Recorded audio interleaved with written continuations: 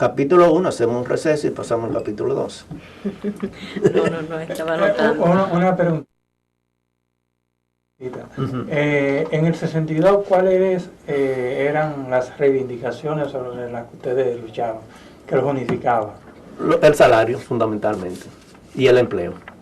¿Cuánto era el salario? O sea, Bueno, los sindicatos, los ingenios azucareros, puede ser que me equivoque, porque no puedo decir, ganaban cerca de 25 centavos al día, por día, centavos, no estamos hablando de pesos. centavos. Entonces, todos los ingenios azucareros, no existía el Consejo Estatal del Azúcar, sino eran administrados por el Banco Agrícola. Ajá. Entonces, con el Banco Agrícola hicimos un convenio para aumentar 4 veces el salario. La industria azucarera lo resistía, o sea, no era una petición por petición, sino con un estudio cómo estaban los precios del azúcar, el mercado se abrió. Hay que saber que en tiempo de Trujillo había una restricción, había una prohibición de exportación a través del CE. Cuando se abrió, entonces los precios eran muy elevados y los ingenios tenían dinero y podían aumentar. ¿El día era de cuántas horas? Bueno, en los ingenios tú sabes que se trabaja los domingos, los sábados, todos los días, es por zafra y es también por producción de lo que tú produzcas en toneladas o lo que tú cortes. O sea que los 25 centavos eran mínimos, pero tú tienes incentivo de acuerdo a tu trabajo que hagas. ¿El mínimo de cuánto era? De cantidad no te puedo... Yo lo que sé es que conseguimos una reivindicación de salarios muy elevado y eso nos estabilizó todos los sindicatos azucareros, especialmente Montellano, Amistad, Esperanza y Cataré, que eran los grandes. Esos eran los azucareros. En Romana tenían otras condiciones de vida mejor que los otros, porque siempre han sido empresas extranjeras y siempre han tenido unas condiciones económicas mejor que los otros azucareros. Entonces, ¿cuáles eran las reivindicaciones? Lograr que la gente tuviera trabajo. Era lo primero, porque había mucho desempleo, como siempre ha habido aquí. Pero si tú conseguías que pudieran abrir obras, que eran más bien obras te recuerdan que se hacían carreteras, que eso era más bien para poner gente. Entonces, eso y el aumento de salario, y lo de salario.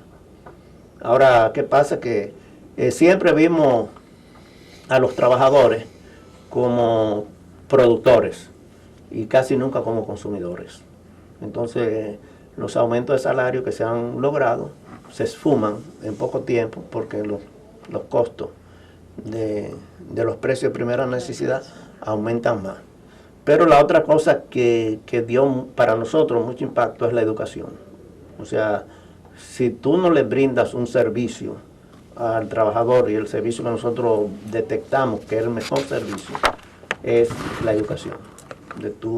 Y los cursos que se hacían eran cursos autofinanciados. Quiere decir, la gente pagaba o con dinero o con especie. Y creamos el INFAS existe todavía desde el año 62, Instituto de Formación Social. Y ¿había el programa de alfabetización primero? No, nunca entramos en cuestiones de alfabetización. ¿Por qué? Porque no lo vimos como prioridad, sino más bien usamos siempre el método de concientización. ¿Y en qué consistía entonces si no era... Bueno, si el método de concientización es un proceso que tiene 4 etapas. Primero es lo que se llama la conciencia mágica. Quiere decir, aquellas personas que consideran que otros les van a resolver sus problemas, están como los niños en la conciencia mágica, que no hacen aporte, pero todo hay que dárselo, que es lo que se llama la conciencia mágica. Después está lo que se llama la conciencia ingenua. Quiere decir, cuando tú tienes una edad y no asumes, o sea, si yo creo que voy a asumir el papel de un muchachito de 18 años, soy ingenuo. Una muchacha de 18 años que quiera jugar muñeca es ingenua porque su edad no es para eso, su edad es para trabajar o crear una familia o hacer otro tipo de formación. Entonces, el que tiene un cargo y no lo asume, es un ingenuo. Después hay lo que se llama la conciencia crítica, quiere decir, cuando tú vas a las raíces de cómo son los problemas, y tú ves la conciencia, tiene la conciencia crítica, quiere decir, de tú ver no lo que está pasando, sino la raíz de lo que nace. Pero la conciencia crítica nace con la autocrítica. Si tú no eres capaz de autocriticarte, tú no tienes autoridad para criticar la sociedad ni criticar a nadie. Entonces, un método que te enseña a la autocrítica, a mejorar, como decimos los cristianos, a enmendarnos, a corregir, no lo que dicen ahora corregirlo, sino corregir las cosas que tú estás haciendo.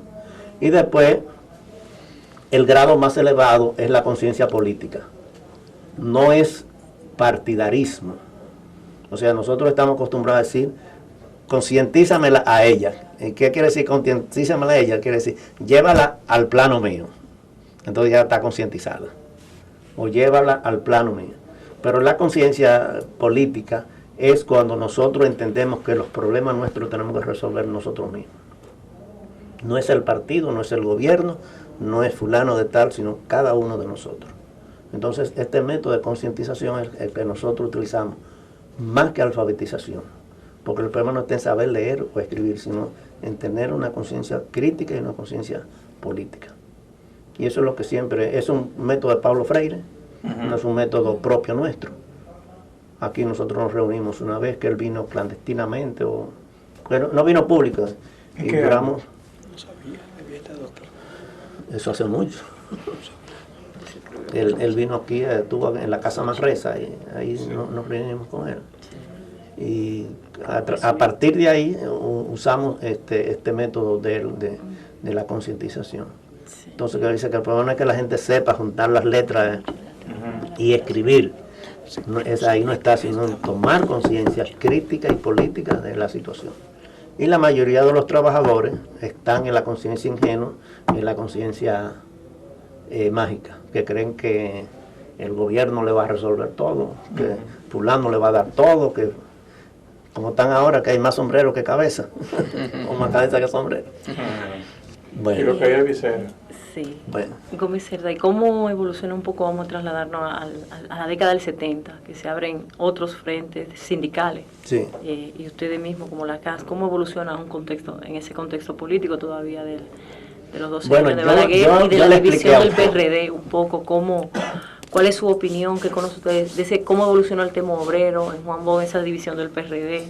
Y ustedes mismos, la CAS, relacionándose con otras. Bueno, yo era secretario general de la CAS, que Juan Bosch nos invitó a una reunión para formar un frente, que me extrañó que al otro día él creó el PLD.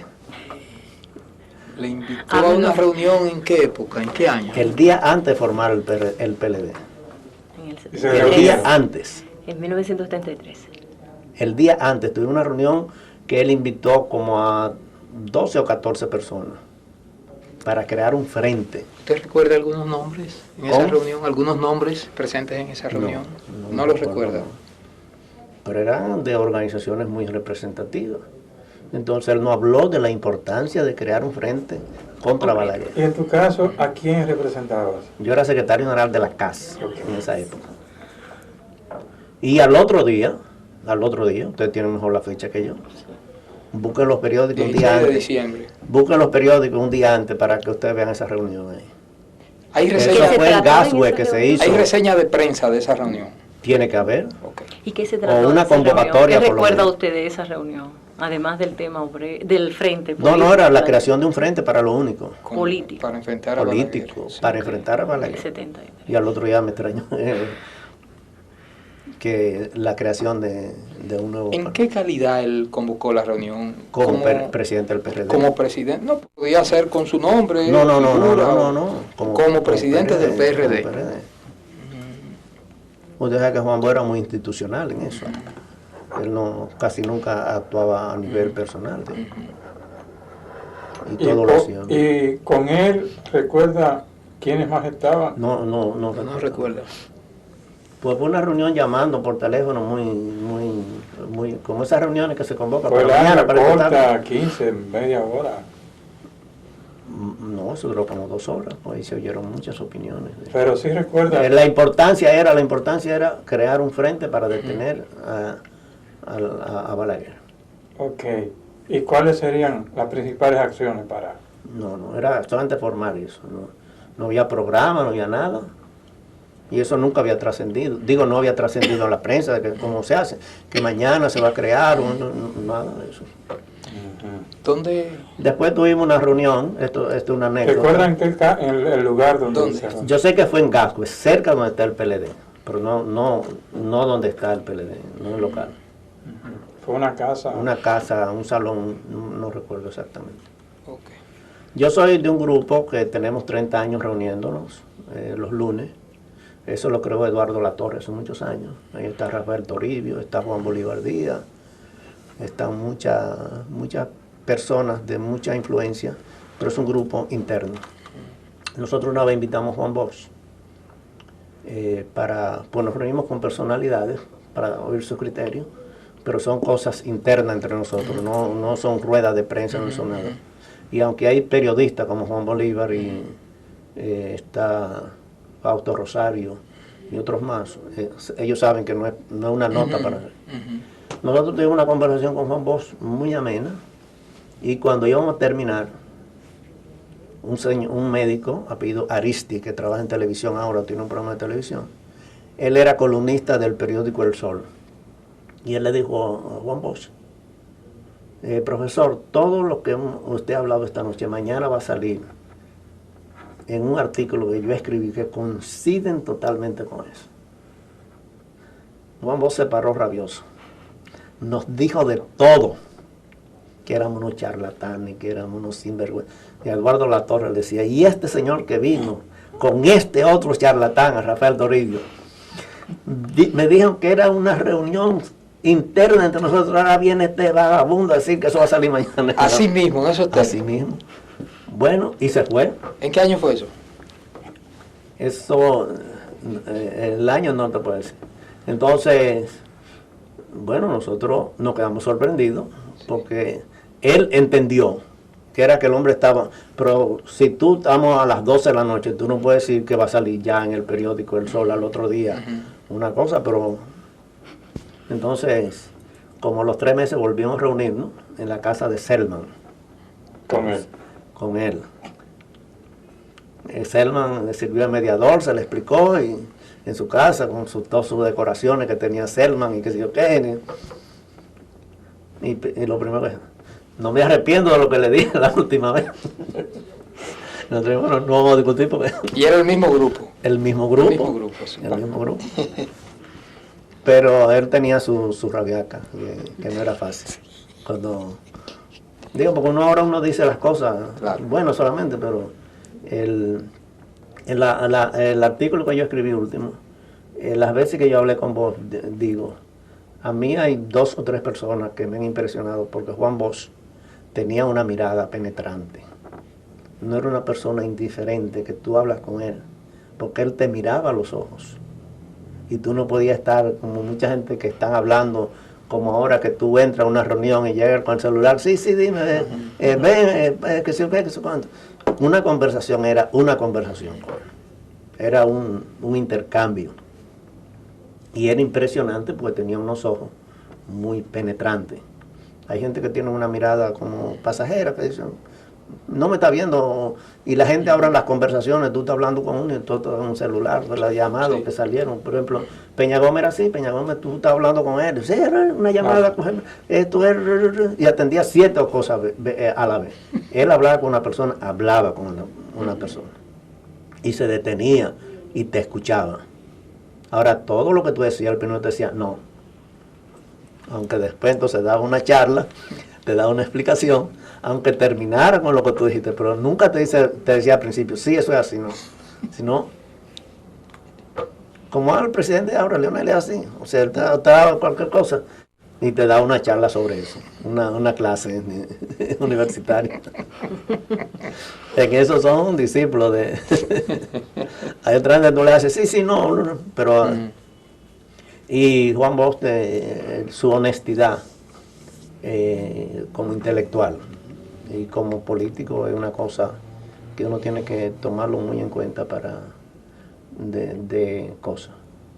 Como todos los humanos, era su rabiaca le daba. Pero es raro ahora encontrar la honestidad de políticos que teniendo poder y pudiendo tener todo a su alcance, viven modestamente. No es que tengan una casa modesta, que no andan con las lujosidades de ahora, que uno ve un político cualquiera y anda con franqueadores, andan con esto, andan con todos esos aparatajes que hay.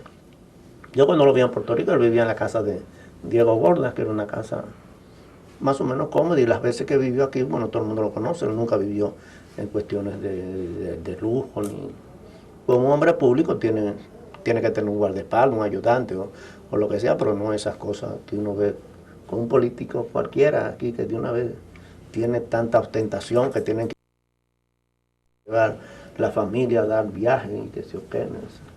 Hay contradicciones, usted recuerda la contradicción de la discusión del Láutico García y Juan Bosch, que la discusión estaba fundamentalmente que el Láutico le había dicho que él era comunista y él quería demostrar, o demostró, que no lo era. Y después él acusaba al Láutico que el Láutico era franquista.